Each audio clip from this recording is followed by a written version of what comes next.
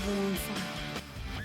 ರಾಜ್ಯಪಾಲರ ಪ್ರಾಸಿಕ್ಯೂಷನ್ ವಿಚಾರಕ್ಕೆ ಸಂಬಂಧಪಟ್ಟಂತೆ ಕಾಂಗ್ರೆಸ್ ನಾಯಕರು ಸಿಡಿದೆದ್ದಿದ್ದಾರೆ. ಇದೀಗ ರಾಜ್ಯಪಾಲರ ವಿರುದ್ಧವಾಗಿ ದೊಡ್ಡ ಹೋರಾಟ ಮಾಡ್ತೀವಿ ನಾವು ಅಂತ ಹೇಳಿ ನಿರ್ಧಾರ ಮಾಡಿದ್ದಾರೆ ಕೂಡ. ಹೈಕೋರ್ಟ್ ತೀರ್ಪು ನೋಡಿಕೊಂಡು ನಾವು ವೆಯ್ಟ್ ಮಾಡ್ತಾ ಇದ್ದೀವಿ, ಹೈಕೋರ್ಟಲ್ಲಿ ಏನು ತೀರ್ಪು ಬರುತ್ತೆ ಅಂತ ಹೇಳಿ ಅದನ್ನು ನೋಡಿಕೊಂಡು ಇಡೀ ರಾಜ್ಯ ಪೂರ್ತಿ ನಾವು ಪ್ರತಿಭಟನೆಯನ್ನು ಮಾಡ್ತೀವಿ.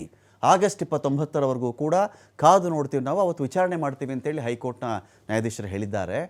ಅವತ್ತೇ ವಿಚಾರಣೆ ಮಾಡಿ ಹೇಳ್ತೀವಿ ಇದನ್ನು ಏನು ಮಾಡಬೇಕು ಅಂಥೇಳಿ. ಅಲ್ಲಿವರೆಗೂ ಕೆಳ ಹಂತದ ಯಾವ ನ್ಯಾಯಾಲಯಗಳಲ್ಲಿಯೂ ಕೂಡ ಮುಖ್ಯಮಂತ್ರಿಗಳ ವಿರುದ್ಧದ ಮುಡಾ ಕೇಸ್ಗೆ ಸಂಬಂಧಪಟ್ಟಂತೆ ಯಾವುದೇ ಆದೇಶ ಕೂಡ ಕೂಡದು ಅಂತ ಹೈಕೋರ್ಟ್ ಹೇಳಿದೆ. ಹಾಗಾಗಿ ಹೈಕೋರ್ಟ್ ಆಗಸ್ಟ್ 29ನೇ ತಾರೀಕು ಏನು ಮಾಡುತ್ತೆ ಅಂತ ನೋಡಿಕೊಂಡು ನಾವು ಆಮೇಲೆ ನಿರ್ಧಾರ ಮಾಡ್ತೀವಿ. ತೀರ್ಪಾದ ಮೇಲೆ ರಾಜ್ಯಪಾಲರೇ ರಾಜ್ಯ ಬಿಟ್ಟು ಹೊರಡಿ ಅಂಥೇಳಿ ಅಭಿಯಾನ ಶುರು ಮಾಡ್ತೀವಿ. ರಾಷ್ಟ್ರಪತಿಗಳ ಮೇಲೂ ಕೂಡ ಒತ್ತಡ ನಾವು ತರ್ತೀವಿ ಅಂಥೇಳಿ ಕಾಂಗ್ರೆಸ್ ನಾಯಕರು ನಿರ್ಧಾರ ಮಾಡಿದ್ದಾರೆ. ಸಂಸದರು, ಶಾಸಕರು ಎಲ್ಲರೂ ಸೇರಿ ದೆಹಲಿಗೆ ಹೋಗಿ ರಾಜ್ಯಪಾಲರ ವಿರುದ್ಧವಾಗಿ ಕಂಪ್ಲೇಂಟನ್ನು ಮಾಡ್ತಾರಂತೆ. ರಾಜ್ಯಪಾಲರನ್ನು ವಾಪಸ್ ಕರೆಸ್ಕೊಳ್ಬೇಕು ಅಂಥೇಳಿ ಮನವಿ ಸಲ್ಲಿಸಬೇಕು ಅಂತ ನಿರ್ಧಾರವನ್ನು ಮಾಡಿದ್ದಾರೆ. ಒಂದು ಕಡೆ ರಾಜ್ಯಪಾಲರು ಏನು ಮಾಡ್ತಾ ಇದ್ದಾರೆ, ವಿಧಾನಸಭೆ ಪರಿಷತ್ತು ಎರಡೂ ಕಡೆ ಅಂಗೀಕಾರವಾಗಿರ್ತಕ್ಕಂಥ ಮಸೂದೆಗಳನ್ನೇ ನಾನು ಪಾಸ್ ಮಾಡಲ್ಲ ಅಂತ ಕೂತಿದ್ದಾರೆ. ಅವರು ಜಿದ್ದಿಗೆ ಬಿದ್ದಿದ್ದಾರೆ.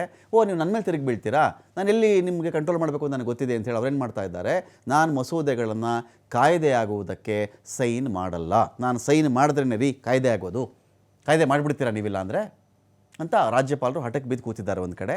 ಸೊ ಒಂದು 8 ತಿಂಗಳಲ್ಲಿ 11 ಮಸೂದೆಗಳನ್ನು ವಾಪಸ್ ಕಳಿಸ್ಬಿಟ್ಟಿದ್ದಾರೆ. ಎಲ್ಲ ಒಂಥರ ಜನೋಪಯೋಗಿ ಮಸೂದೆಗಳವೆಲ್ಲವೂ ಕೂಡ ಹೆಚ್ಚು ಕಡಿಮೆ. ಈ ಮಸೂದೆಗಳನ್ನು ಯಾಕಪ್ಪ ಹಿಂಗೆ ಮಾಡ್ತಿದ್ದಾರೆ, ಕೆಲಸಗಳಾಗಬೇಕು, ಅದಕ್ಕೆ ಯಾಕೆ ಅವಕಾಶ ಕೊಡ್ತಿಲ್ಲ ರಾಜ್ಯಪಾಲರು ಅಂತ ಕೂಡ ಕಾಂಗ್ರೆಸ್ ನಾಯಕರು ಒಂದು ಕಡೆ ಮಾತಾಡ್ತಾ ಇದ್ದಾರೆ. ಇದೇ ಥರ ರಾಜ್ಯಪಾಲರು ಮಾಡ್ತಾ ಇದ್ದರೆ ಈ ಕೇಸ್ಗೆ ಸಂಬಂಧಪಟ್ಟಂತೆ ಗೋ ಬ್ಯಾಕ್ ಗವರ್ನರ್ ಅಂಥೇಳಿ ಒಂದು ಹೋರಾಟವನ್ನು ನಾವು ಮಾಡಬೇಕಾಗತ್ತೆ ಅಂತ ಕೂಡ ಕಾಂಗ್ರೆಸ್ ನಾಯಕರು ಹೇಳ್ತಾ ಇದ್ದಾರೆ.